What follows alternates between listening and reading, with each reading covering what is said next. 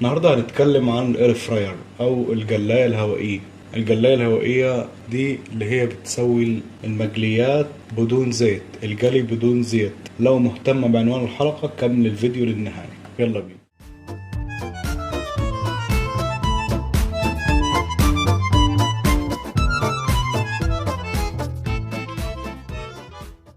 مساء الخير عليكم، اهلا بيكم في حلقة جديدة.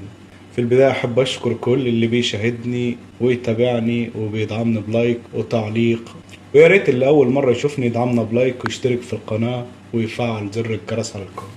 الاير فراير أو الجلاية الهوائية دي بصراحة معجزة. يعني تخيلي انت كل المقليات اللي انت بتعمليها تعمليها بدون زيت.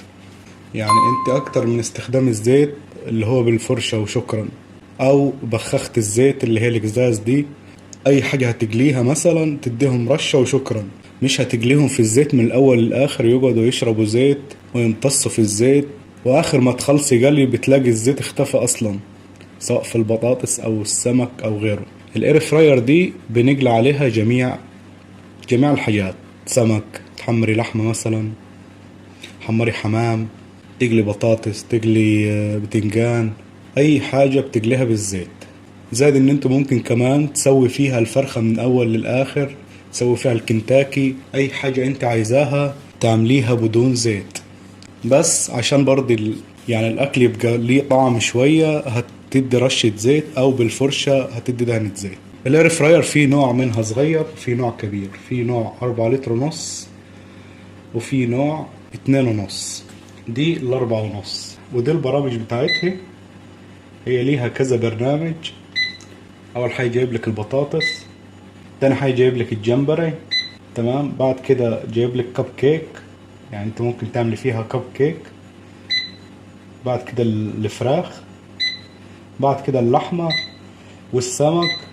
فيها تقريبا 7 برامج. بس حضرتك لو هتستعمليها المفروض انك تجيب البرنامج، ما تدوسيش على اي حاجه. مثلا انت هتعملي سمك عليها، هذا برنامج السمك مخليهولك على حرارة 160 و25 دقيقة. المفروض لا تزودي حرارة ولا تنقص. لو انت عايزة تعملي برنامج يدوي مع نفسك براحتك، هتشغليها وتدوس على الحرارة اللي انت عايزاها، وهتشوف الوقت المناسب لحضرتك. لكن هو ظبط لك البرنامج، المفروض تخلص البرنامج، هي بتكفي لوحدها. بعد ما يخلص البرنامج تلقي الاكل استوى. اكيد طبعا في سمك كبير وسمك صغير، فانت هتشوفي ايه الدنيا البرنامج ده هينفع معاكي، ولا هتزودي براحتك، هتزودي دقيقة تاني دقيقتين. استوى بس ما تحمرش، استوى بس ما نشفش كده. عامة دي الاير فراير ودي البرامج بتاعتها. ده كتعارف. دلوقتي احنا عرفنا هي بتشتغل ازاي. انت بعد ما حضرتك تجيب الاير فراير هتبقى ايدك ورجلك، مش هتستغنى عنها ابدا. زائد انها صحية جدا، جميع الدكاترة بتتكلم عنها والكل بينصح بيها. غير الميكروويف خالص، غير الميكروويف نهائي. لكن انا سمعت كذا دكتور بيتكلم عنها انها كويسة خالص. ساعة ما جبناها وهي شغالة شغل حلو. السمك فيها بأمانة ما لهوش حل. البطاطس اللي هي الأولاد كل شوية تطلبها، على طول بياكلوا منها زي العسل. تمام.